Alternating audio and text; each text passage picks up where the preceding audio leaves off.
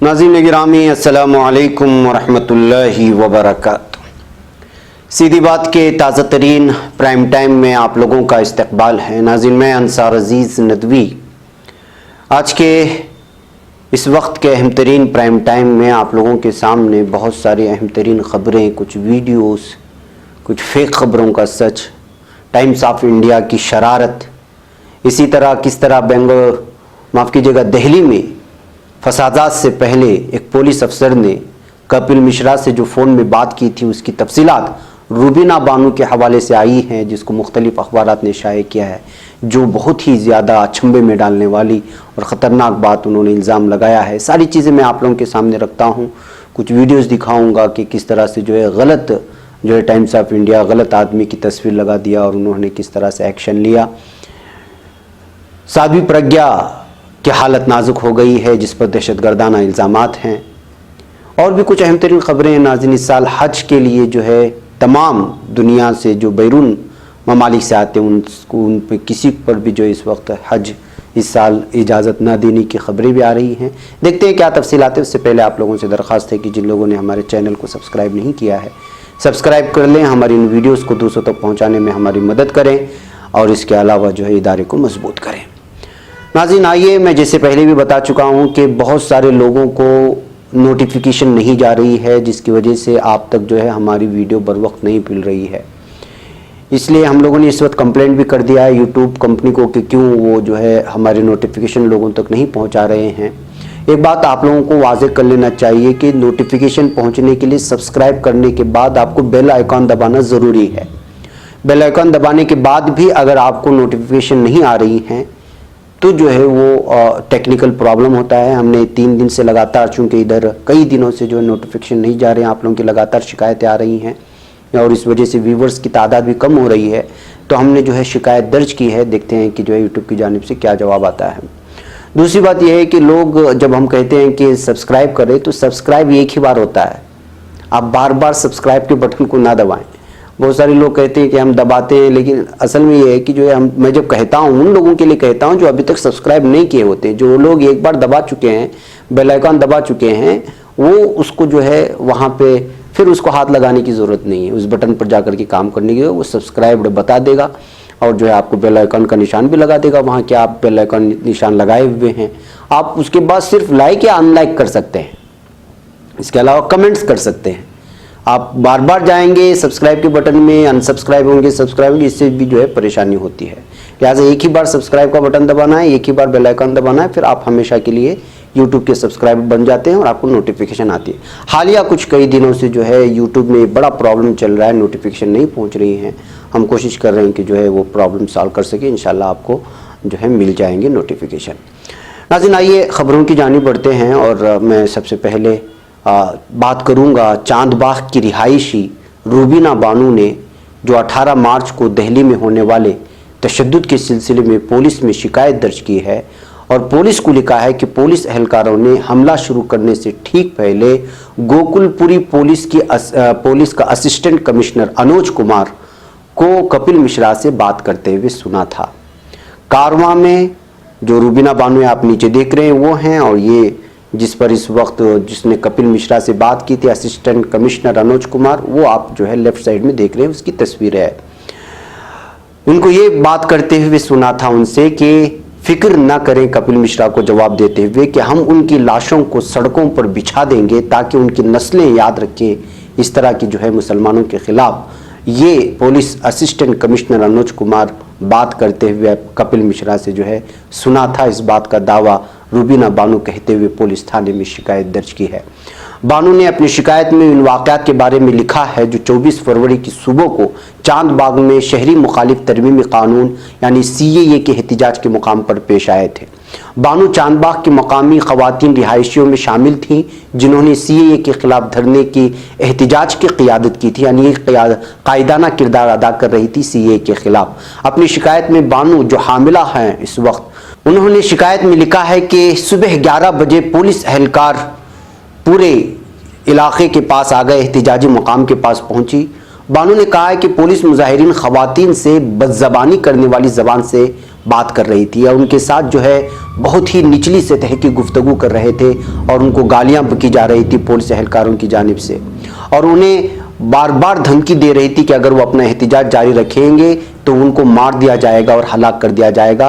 ये पुलिस एहलकारों की जानिब से इस तरह की बातें हुई थी। इस तरह का बयान इस वक्त पुलिस थाने में दर्ज किया है बानू ने।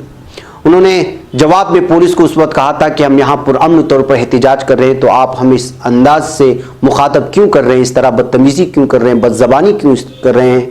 तो बानू ने अपनी शिकायत के मुताबिक एसीपी अनुज कुमार से पूछा था कि इस तरह का क्यों लोगों का रवैया इस्तेमाल कर रहे हैं। गालियों का जवाब देते हुए कपिल मिश्रा उसने कहा था, पुलिस अफसर ने कहा था जो अनुज कुमार है कि कपिल मिश्रा और उसके साथी आपको आपकी ज़िंदगी से आज़ाद कर देंगे। यानी जो फ्रीडम की और आज़ादी की बात कर रहे थे उसी का हवाला दे करके अनुज कुमार ने बानू और वहाँ के एहतिजाजी ख़वातीन से कहा था कि जो है कपिल मिश्रा और उसके साथी मिलकर के आपको ज़िंदगी से ही आज़ाद कर देंगे। इस तरह का जवाब उस वक्त उस पुलिस ने दिया था। इसी असना में कपिल मिश्रा ने एसएचओ तर्केश्वर सिंह को फ़ोन किया जो उस वक्त जो है पुलिस अनुज कुमार के साथ था, जिसने फिर अनुज कुमार को फ़ोन दिया और कहा कि कपिल मिश्रा ऑनलाइन है। वो फ़ोन लेकर वहाँ से वो बात करने के लिए चला गया। उन्होंने कपिल मिश्रा से कहा, तशवीश का इजहार करते हुए, हम आपके हुक्म के मुताबिक काम करेंगे। ये अनुज कुमार के कपिल मिश्रा को जवाब था जब उन्होंने फ़ोन से बात कर रहा था और वो क्या थे कि वो ये कह रहा था कि हम आपके हुक्म के मुताबिक काम करेंगे, आज हम उन लोगों को जिंदा नहीं छोड़ेंगे, हम उस वक्त तक बाज नहीं आएंगे जब तक कि हम उनको उनकी आज़ादी न दिला दें। ये वही हैं। उसने 22 मई को दी कारवां को दिए गए एक इंटरव्यू में बानू ने ये सारी तफसीलात पेश की है। कारवां और दीगर अखबारात ने इस इंटरव्यू को शाये किया है, बहुत लंबा है। तो नाज़रीन, इस इंटरव्यू के सामने आने के बाद एक चेहरा साफ तौर पर निकल करके सामने आ रहा है कि किस तरह पुलिस और कपिल मिश्रा की मिली भगत की वजह से जो है दिल्ली में फसादात फूटे और किस तरह दिल्ली फसादात में पुलिस ने जो है पूरी तरह से जो है मुतासिबों का और हिंदुत्व गुंडों का, फसादियों का साथ देकर के मुसलमानों के कत्ले आम में शरीक हुए और कपिल मिश्रा का इसमें सबसे बड़ा किरदार था। ये बानू का इस वक्त बयान दर्ज हुआ है और उसने जो है पूरी की पूरी तफसीलात पुलिस थाने में भी शिकायत दर्ज करवाई है जो इस वक्त निकल करके सामने आ रही हैं।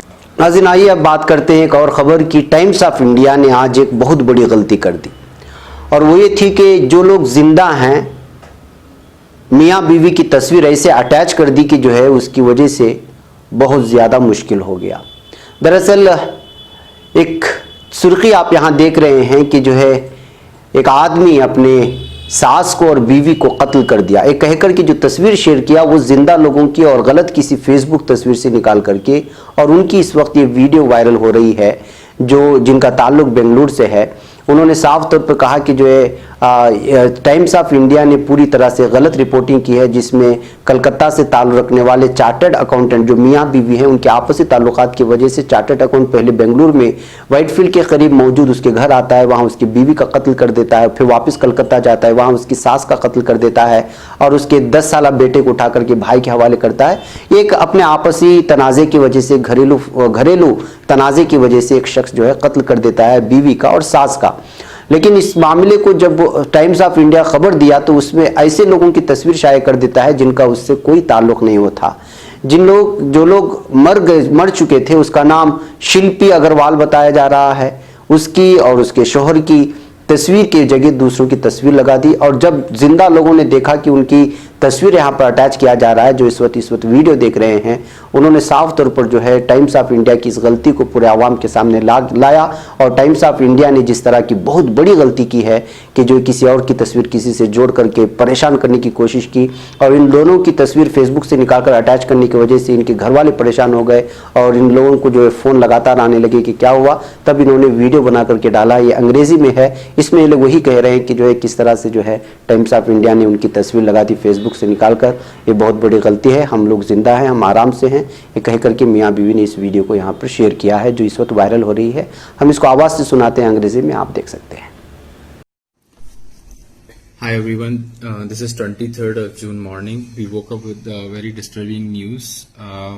Looks like Times of India, which is a very reputed news channel, have used our photos for a news which is not related to us. This is Shilpi and Amit Agarwal, and looks like they have used it for a news which is related to some other Shilpi and Amit Agrawal from Calcutta, and they've taken from our Facebook page and pasted on their website as well as on their printed newspaper.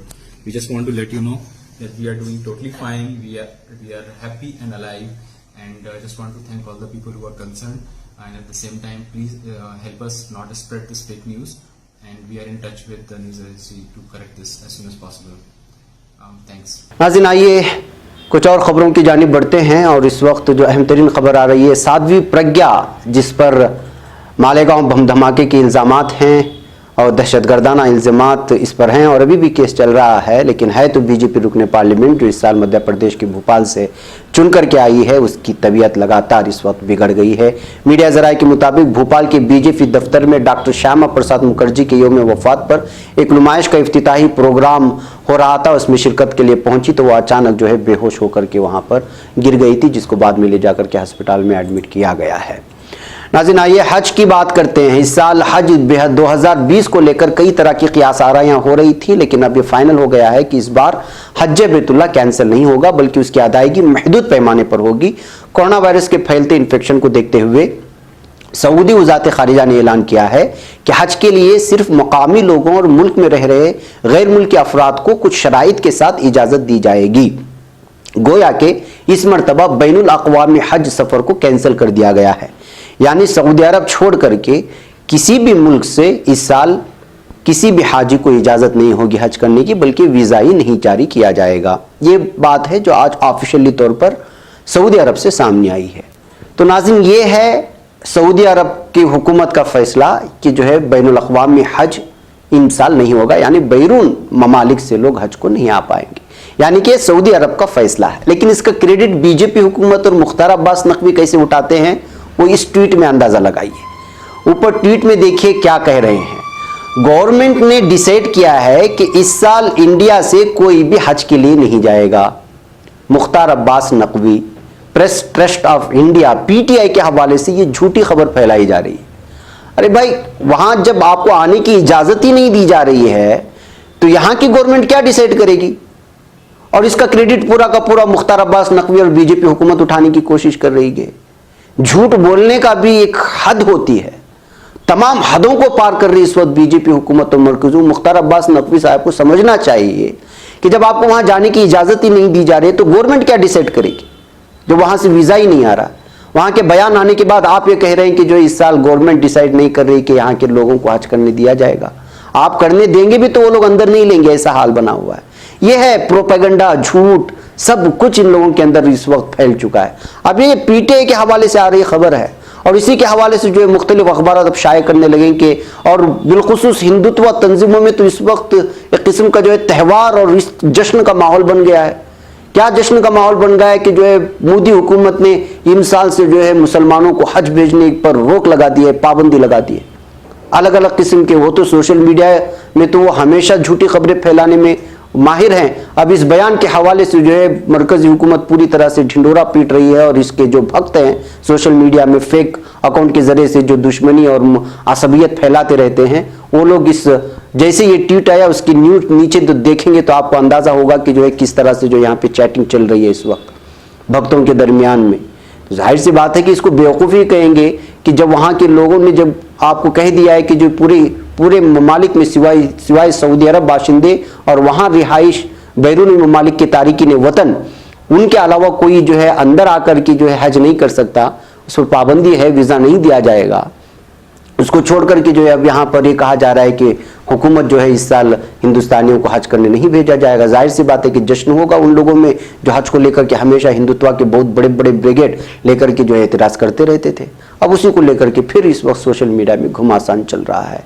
गलती किसकी है? मुख्तार अब्बास नकवी के हवाले से जो इस वक्त tweet चल रही है उसकी वजह से, कि जो हिंदुस्तान ने इस वक्त डिसाइड किया है। डिसाइड तो आपको पहले ही करना चाहिए था। वहाँ जब फैसला हो चुका है उसके बाद ये कह रहे हैं कि जो हिंदुस्तान को हज करने के लिए नहीं दिया जाएगा। बहरकैफ नाज़रीन, आप अंदाज़ा लगा सकते हैं कि क्या क्या है। नाज़रीन, इस वक्त बेरोज़गारी, बहरान, परेशानियाँ बहुत आम हो चुकी हैं। मैं बारहा आप लोगों से कह चुका हूँ कि अगर ये जो अय्याम इस वक्त गुजर रहे हैं आजमाइशों के दिन, परेशानियों के दिन, इसमें अगर आप अपने घर में आराम से हैं, अल्लाह ताला आपको खाने पीने के साथ सेहतमंद रखा है, तो ये बहुत बड़ा अल्लाह ताला की इस वक्त नेमत है, जिस पर जितना भी शुक्र बजाय लायक कम है। और इसके बावजूद आप सेहतमंद हैं और थोड़ी बहुत परेशानी से गुजर रहे हैं, लेकिन आपकी दिली सुकून मैसर है और जहनी सुकून है, तो आप अल्लाह का शुक्र अदा करें।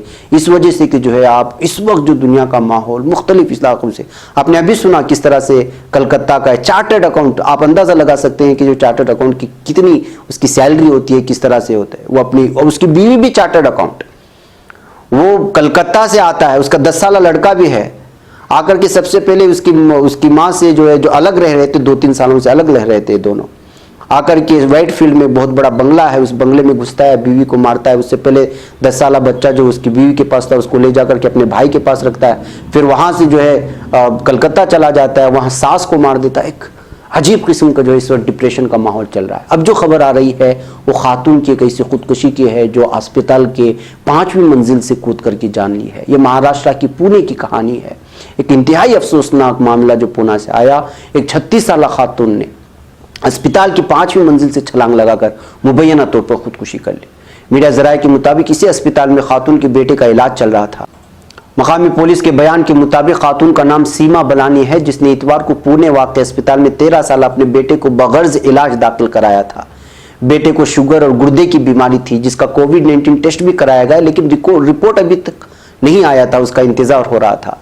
खबरों के मुताबिक सीमा बलानी के शोहर का तकरीबन 3 महीने कबल कैंसर से इंतकाल हो गया। काबिल जिक्र बात है कि ये फैमिली जमाइका में रहती थी और कैंसर का इलाज कराने के लिए ये फैमिली हिंदुस्तान पहुंची थी, लेकिन इलाज के दौरान बलानी का शोहर का इंतकाल हो गया। इस ताल्लुक से एक पुलिस अफसर ने बताया गया सकता है कि खातून अपने शोहर की मौत और बेटी की बीमारी से तनाव में मुब्तला हो गई थी। पुलिस जराये का कहना है कि फिलहाल बलानी की हादिसाती मौत का मामला दर्ज कर लिया गया है और जांच की जा रही है। तो नाज़रीन, बहुत ही ज़्यादा परेशान है, डिप्रेशन और तनाव का माहौल इस वक्त बना हुआ है। हर जगहों पर हर जगह से शिकायतें आ रही हैं कि किस तरह बेरोज़गारी की वजह से, जॉब चले जाने की वजह से, तिजारत ठप हो जाने की वजह से पूरे हिंदुस्तान के अलग अलग इलाकों से अलग अलग खबरें, मकामी खबरें उठा करके आप पढ़ेंगे तो आपको अंदाज़ा होगा। और इन तमाम अखबारों को हर दिन अगर एक जा कर जाए तो न जाने कितनी खुदकुशियों की ऐसी रिपोर्टें हैं जो हम लोगों के सामने नहीं आती। बैगब नाज़रीन, एक और आखिरी खबर आप लोगों के सामने रखूं, और वो खबर जो आ रही है अमेरिका से आ रही है। ये खबर जो है हिंदुस्तानियों के लिए बड़ा झटका है।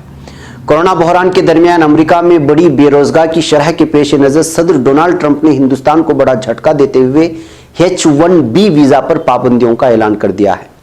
31 दिसंबर 2020 तक इस पर रोक लगाने का ऐलान किया गया है। ट्रंप के इस फैसले से दुनिया भर से अमेरिका में नौकरी करने का ख्वाब देखने वाले तकरीबन 2.5 लाख लोगों को झटका लग सकता है। इससे सबसे बड़ा नुकसान हिंदुस्तानी पेशावरों को होगा। आपको बता दें कि अमेरिका में काम करने वाली कंपनियों को गैर मुल्की कामगारों को मिलने वाले वीज़ा को H-1B वीज़ा कहते हैं। इस वीज़ा को एक तय मुद्दत के लिए जारी किया जाता है, यानी जिसको वर्क वीज़ा भी कहते हैं, कि अगर वहाँ की कंपनियाँ आपको बुलाना चाहती हैं काम के लिए तो उनके लिए जो वीज़ा जारी होता है वो H-1B उस वीज़ा का नाम है। अमेरिका में काम करने वाले H-1B वीज़ा पाने वाले लोगों में सबसे ज़्यादा हिंदुस्तानी IT पेशावर होते हैं, यानी कि जो है सॉफ्टवेयर इंजीनियर्स होते हैं।